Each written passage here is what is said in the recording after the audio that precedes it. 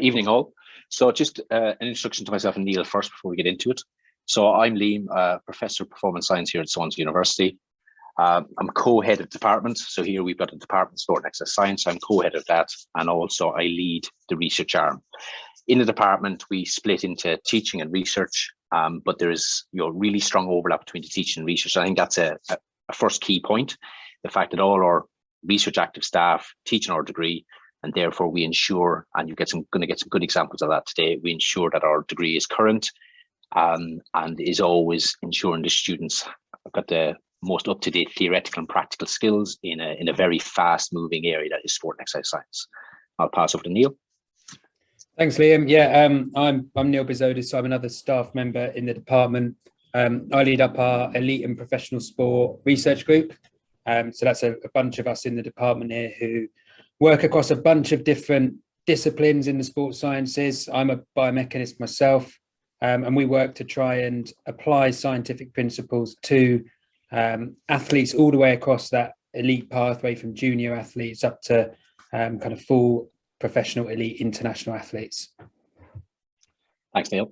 So as Heather said, the title is The Applications of Sports Science to Skeleton Bobsleigh Performance. So really what we're going to try and get through is to demonstrate some of the core theoretical and practical skills you're exposed to on our sport and exercise science degree, and how you may then apply them to a non-mainstream sport. We picked that intentionally. So, I've done a lot of work in skeleton bob. Neil works in lots of different sports. And sometimes as a sports scientist going in, you don't necessarily know the sport as well as you may like.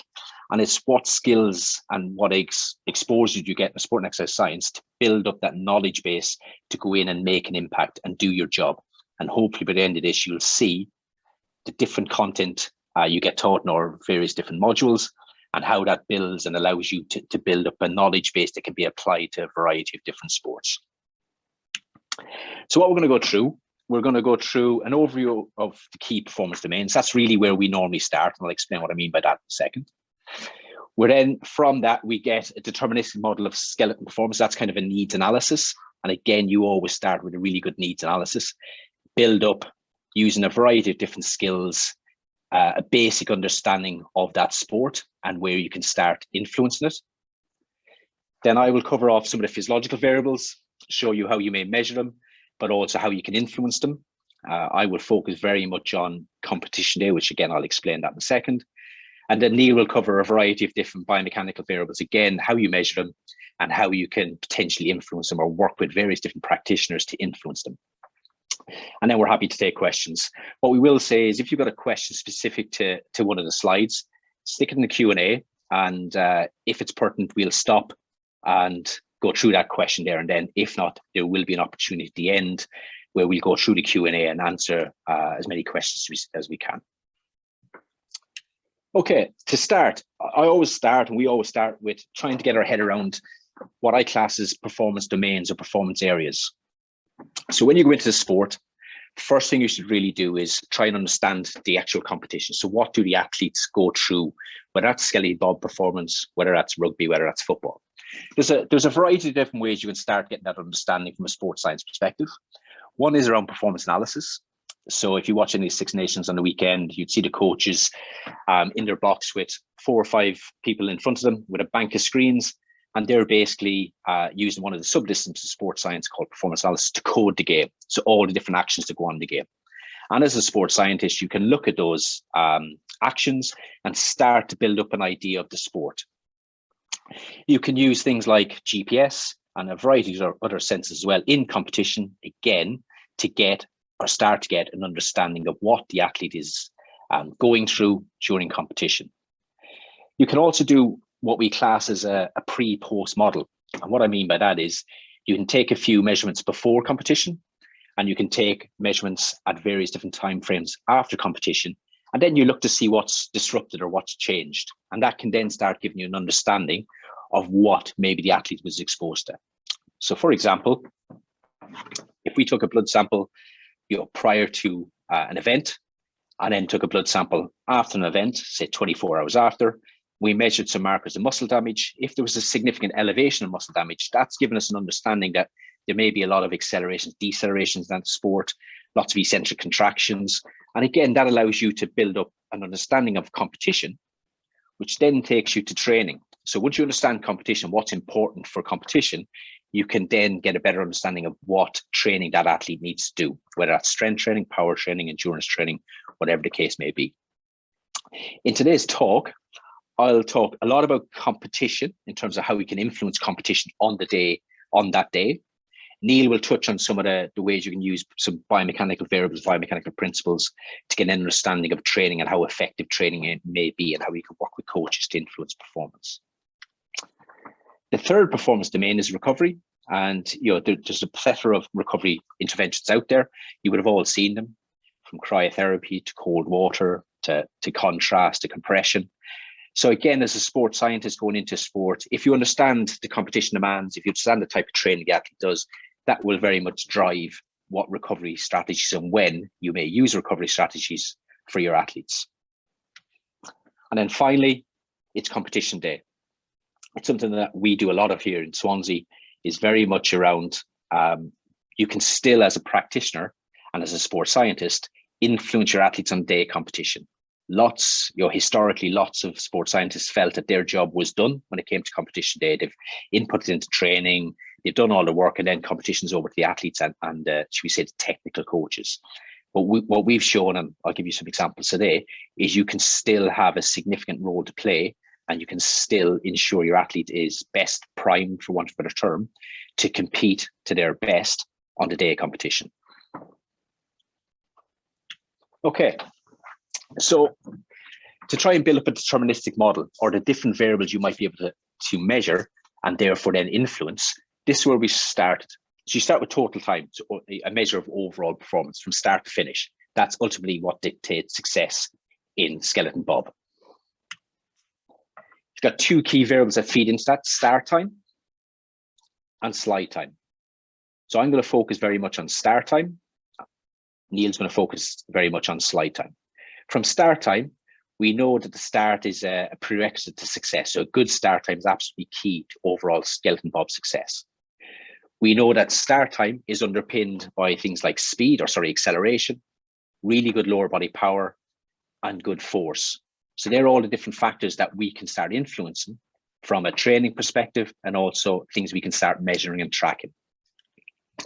So as I said, start time underpinned by power, sprint technique. Slide time underpinned by weight, friction, air resistance. I'm going to focus very much on the power output part of that overall deterministic model, and Neil is going to focus a little bit on sprint technique and then on friction and air resistance. In terms of weight, a lot of people don't understand there's a weight limit in skeleton bob. So I think it's about 115 kilos a combined weight for men and about 92 kilos for women. So there are lots of different factors where you can influence that from a sports science perspective, but we're not going to touch on that today. We're going to very much focus on the other variables. As I said, if we come over to the left-hand side, you've got power output. There's three key things from a physiological perspective you can influence to try and ensure your athletes can produce maximum levels of power. First one is muscle temperature. So we know there's a very strong relationship between increase in muscle temperature and changes in power output.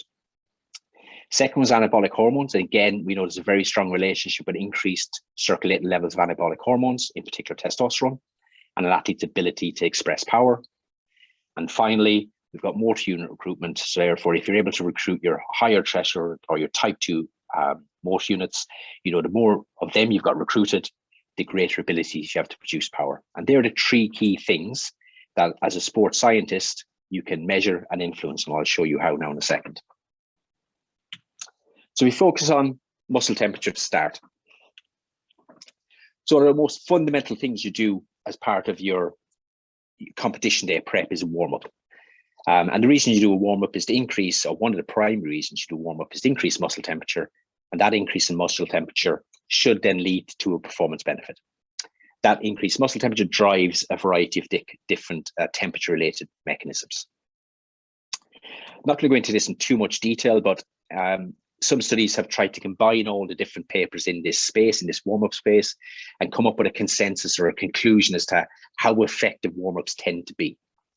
And in this study, they concluded that give or take 80% of studies found that warm-up was beneficial to performance, and 21% either showed no effect or no change. And I'll go through them in a second.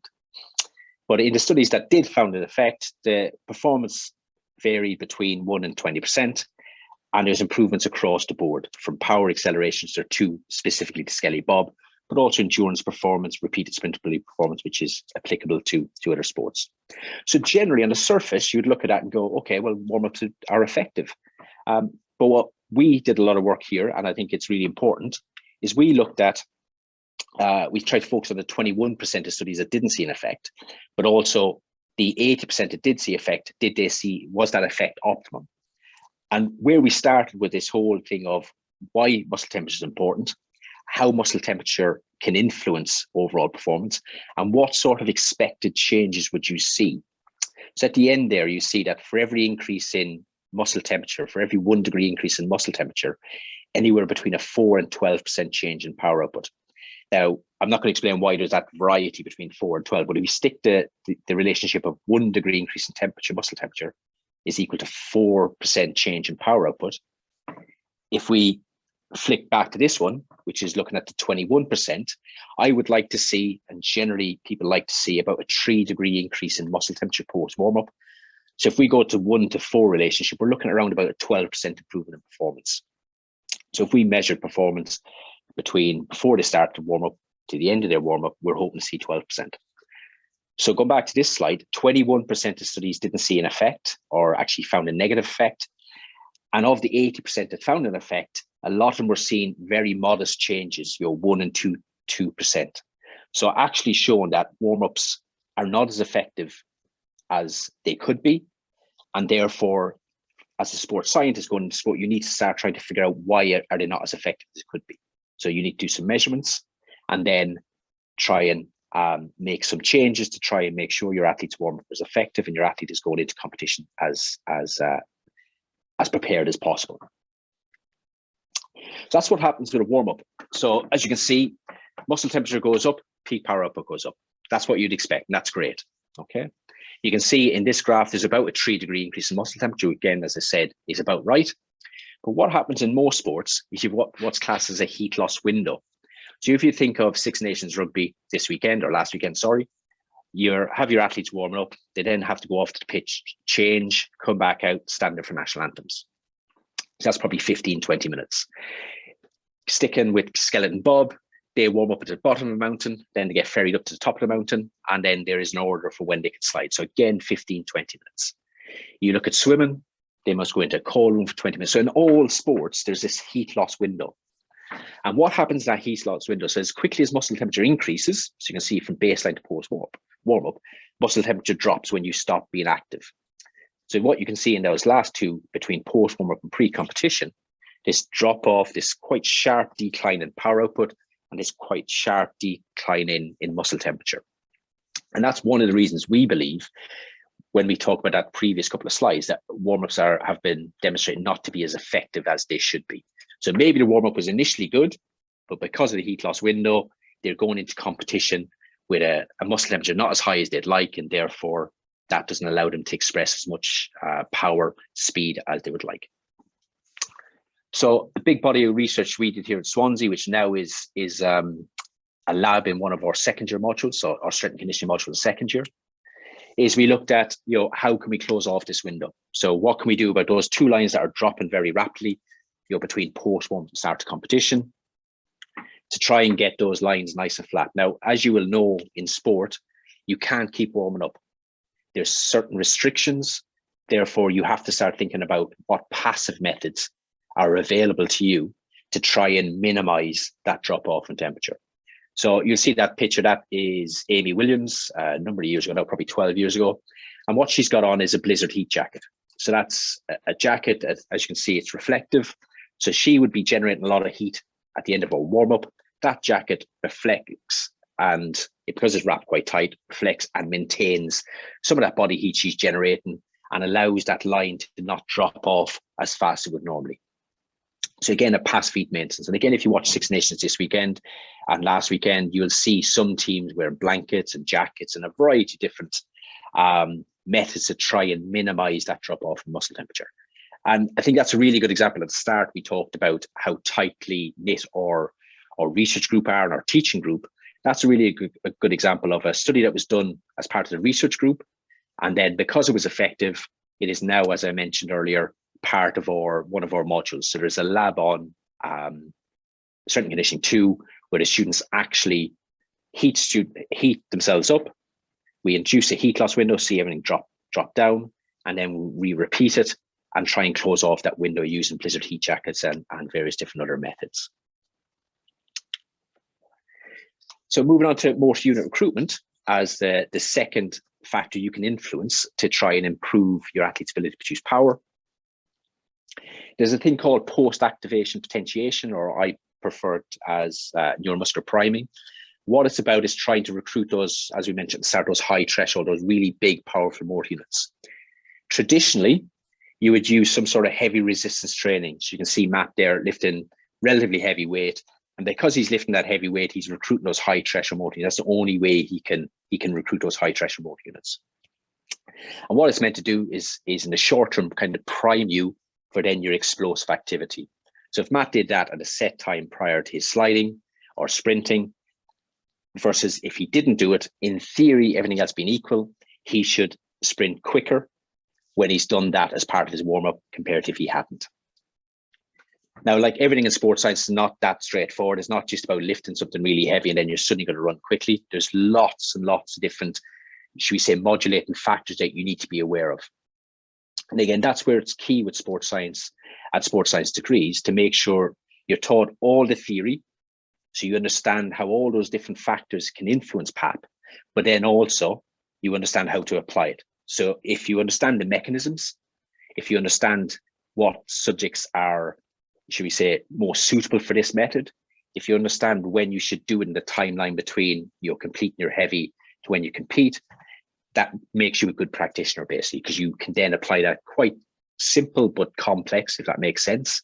Simple in the fact that it's about getting an athlete to lift a weight, but complex in the fact there's all these modulating factors you need to understand. And if you get that blend right, then you can effectively apply PAP into an athlete's pre-competition routine and ensure that that athlete is primed and ready to compete.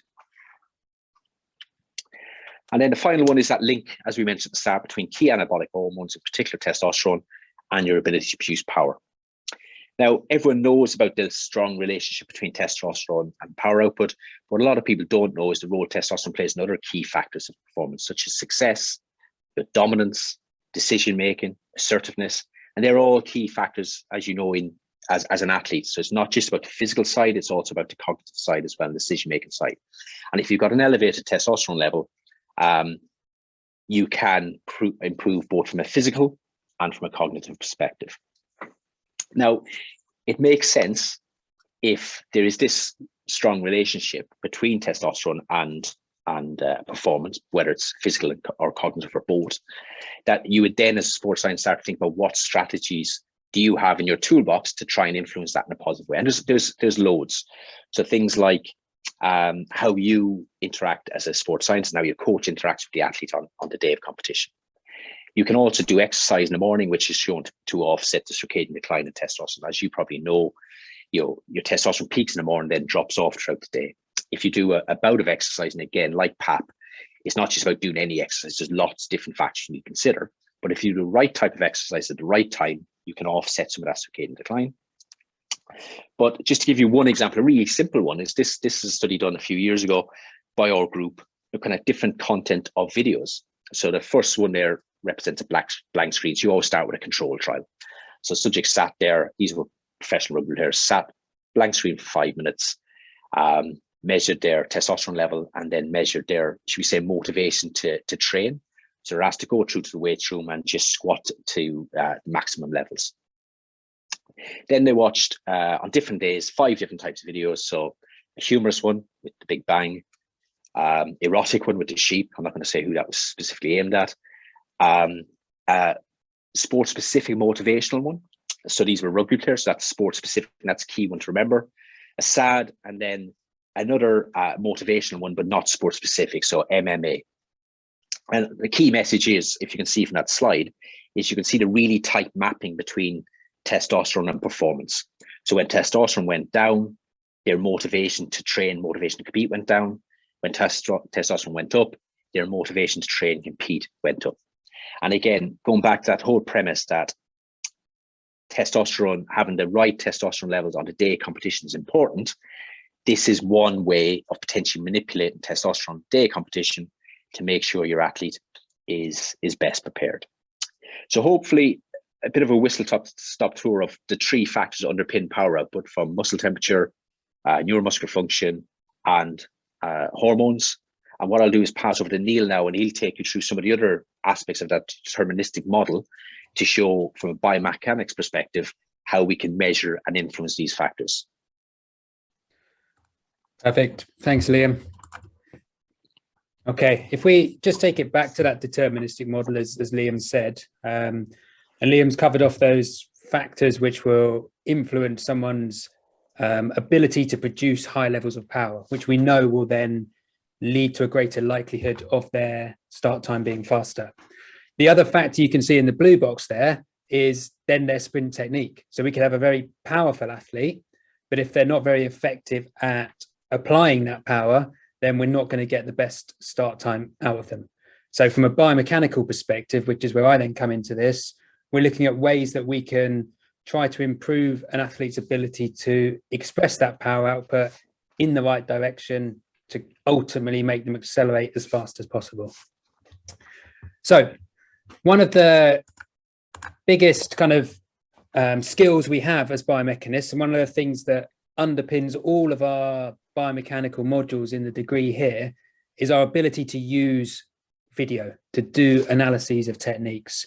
And that spans right through from real simple analyses on your phone, your tablet, through to using kind of more advanced cameras like the one you see on the screen here that we then get to use in the lab. And what we're really talking about here is actually capturing images of the athletes doing the movements and then trying to essentially kind of reconstruct their bodies and look at the positions they get in and how we can manipulate those positions to ultimately enhance their technique and have a positive influence on their performance. So we spend quite a bit of time going through processes to turn these kind of video images that we're so used to seeing just on the screen. And ultimately what we'll try and do is simplify that down into these kind of biomechanical figures. We can look at the body positions people get in, and then we can try and see how those body positions change over time and compare that to someone's ability to produce power and ultimately produce higher levels of performance.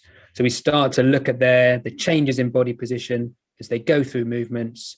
And then we as biomechanists will go in and we'll actually say, well, what could we do better? What could you change in your technique to try and improve the amount of power that you could produce given your physiological attributes on that day? So one thing that often comes up in this when we're dealing with looking at getting athletes accelerating is how they position their body when their feet sort of come and land back down on the ground.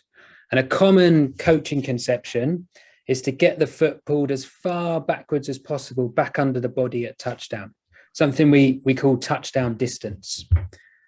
So if you just have a look at these sort of stick figures towards the top of the screen here, on the right-hand side, we've got a toe that is very close to being under the center of mass of our body at touchdown. So that would be this touchdown distance of 0, where your toe lands right underneath the middle of your body, essentially. And then what people are trying to get towards is pulling that foot further back, so your foot lands further behind the center of your body when you land in each of those steps as you're accelerating.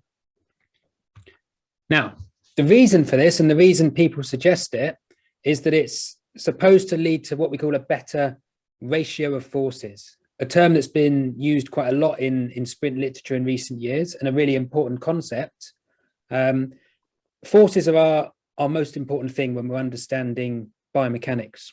And what we're talking about here is if an athlete is capable of producing a certain amount of force, if we want them to accelerate in a forwards direction, we want that force vector to be pointing flatter, more horizontally, rather than vertically.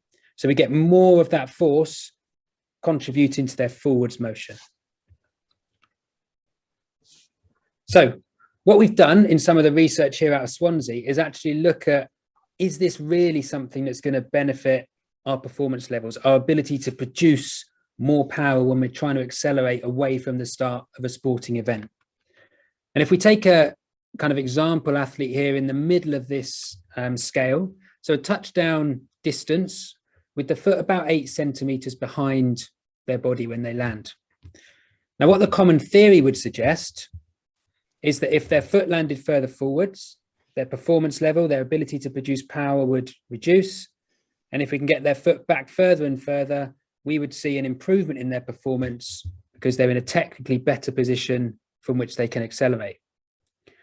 So we then put this into some models and changed the athlete's techniques. And actually, if we look at what the model showed us, it looks like we think until we pull the foot back too far.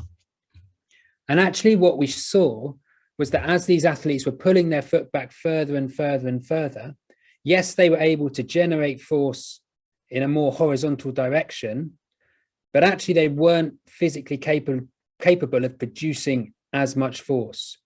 So although that force vector, that arrow, was much flatter, it actually got a bit shorter because they couldn't physically produce as much force with their leg extension from that body position. So a nice example of how some of these biomechanical techniques that we learn and that our students pick up can then be applied in the real world to actually understand an athlete's technique and to give the coaches some advice about technique where perhaps sometimes it doesn't always match the sort of basic theory or the intuition at all times. Just before we move on from this kind of analysis of technique, one thing I just want to mention is another skill that we develop with our students as they go through their second year, and then something that many of our students in their final year will use for their final year dissertation research projects if they're interested in biomechanics. And that's using these more advanced automatic motion capture systems. And I suspect lots of you out there have probably already seen the effects of this type of system, even if you've never actually used one yourself. And I'll just put a few images up that hopefully will show you what I mean. So if you've ever watched any of these movies, played FIFA, played Tiger Woods, anything on your PlayStation or your Xbox, all of those animations come from these types of systems. So I'm sure you'll recognize some of the athletes on the screen here. Okay, some of the artists in various music, movie scenes as well. Okay, all of those animations that you see come from these type of motion capture systems. So we're able to put, you can see these little white reflective dots. If we look at Megan Rapinoe in the top right there, little dots all over her, the system can then track those markers and we can reconstruct the body positions of those athletes in 3D. Okay, so these are all for animation purposes. We've done the same in our lab. This is some data from one of our student projects looking at rugby kickers' techniques. So again, another way that we can measure technique, and this all builds on from those fundamental principles we teach with the video cameras through the first and second year, to then more advanced three-dimensional technique analyses as we get students towards the end of the second year and into their third year. Okay, so we'll move to the right-hand side of the diagram. Okay, and for this, we're going to touch on a couple of biomechanical principles, essentially, and actually demonstrate how an understanding of some fairly fundamental biomechanical equations, essentially, we don't need to worry too much about the maths, but just by understanding the basics, we can really improve the performance of our athletes by making some simple changes to some of the factors like you can see on the bottom here, so the design and the equipment that they use. So let's start with air resistance, okay? And I'm going to put a horrible equation up on the screen, okay? The key thing is it's not all about the maths. We're not here to just be mathematicians. You're doing a sports science degree here in Swansea. So what we do is we don't get into doing all the computation and the maths behind this, but we think about the application of the maths that govern our sports stars. So rather than seeing these as all sorts of fancy Greek symbols or letters, we start to think about what actually controls how much drag our skeleton athlete will experience as they're sliding down the track. And that drag force is ultimately what's going to slow them down and cause their total time to be longer than it would be even after a good start. And there's two things here that are really important to us and that we can consider from a biomechanical perspective. So we've got our coefficient of drag, and we've got our cross-sectional area of that athlete sliding down the track. And again, moving away from the equation to thinking more about the mechanical principles, we've got a drag coefficient, which is ultimately determined by the surface texture, so the materials that their suit and their sled are made out of, and the shape of those materials. So how aerodynamic are those materials in the way they're designed? And then we've got our cross-sectional area. So if you were to look at an athlete from front on, what's their cross-sectional area? And the smaller we can make that, the less drag that athlete is going to experience, all else staying the same. So clearly for us as sports scientists, that then has really important considerations for how we design the equipment and select the equipment, and how we look at an athlete's body position when they're on their sled, for example. Okay, and obviously you can hopefully think of applications across many different sports beyond just our Bob skeleton athletes. So we've still got that same equation governing our motion, but as I said, we're trying to move away from the maths and the numbers to the applications and the principles. And you can see here, that's why these athletes then spend so much time in things like wind tunnels, where they'll look at the different materials, they'll look at the different shapes of their helmet, of their sleds, they'll look at their body positions on those sleds, and they'll be able to look at the airflow over the athlete in the sled to try and minimize this drag as much as possible. So lots of time spent making sure that if you've maximized all of those factors on that left-hand side of that model, you're not then losing that benefit by some simple mistakes, if you like, in the way that you're either designing your equipment or the way that your athlete is positioning themselves on the sled as they then slide down. And probably, again, I've said there's implications for other sports, okay? And if you're into your F1, you'll realize that's all kicking off again fairly soon this weekend. And these types of principles span across numerous different sports. So wind tunnels used in a lot of sports, generally you'll twig, these are the high-speed sports where you're moving fast, the effects of drag are quite important, and lots of time, effort, money, and ultimately sports science expertise goes into designing this equipment and getting the athletes in the positions that enable them to maximize their chances of high performance as much as possible. Okay, and then our final part on this diagram is where we're going to look at the friction. So again, ultimately, if you are an athlete with a powerful start, you've got good technique, you've got a good sled and a good body position on that, okay? The last factor that might reduce your performance in terms of your time to the bottom is the friction between your ice and your sled. And again, when we think about these things from simple mechanical relationships, we've got one equation that ultimately governs that friction. So our frictional force F is simply this funny little letter mu here, which is our coefficient of friction times by the reaction force, okay? The reaction force is essentially related to the weight of our sled. So all we've got under our control, if we want to try and reduce the amount of friction that slows us down, is that funny little letter mu, our frictional coefficient between our ice and our sled. So again, it comes back to the design of the materials we use. How can we reduce that roughness between the ice and the sled so that for a given athlete speeding down the ice, we're getting as little friction as possible and as little kind of slowing down of their motion as they slide down the ice. And again, we can, and this is where I know some of you will have kind of a real interest in maths and love the application of maths, we can dig into these types of things. So we can go deeper into these equations, or like we did before, we can just think about the applications of them without worrying too much about the maths.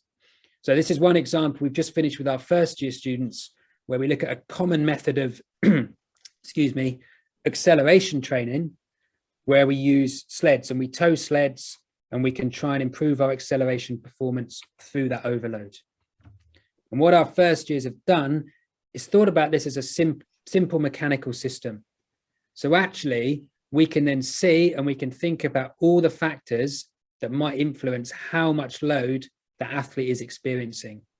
And even simple things like changing the length of the cord that's attached to them, where that cord is harnessed to their body, the surface that they're pulling the sled over, all of those could really change the actual load the athlete's really having to overcome, even if the weight on the sled stays the same each time.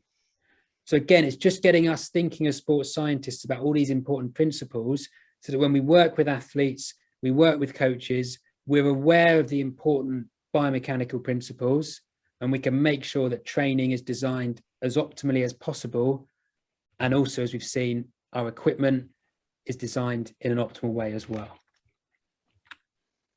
Okay, a bit of a whistle-stop tour through various biomechanical principles, largely kind of applied to Bob Skeleton, but hopefully you've seen applications way beyond to other sorts of sports that you probably play, watch, or have interest in as well. But I'll pass back to Liam just to kind of tie things back together now.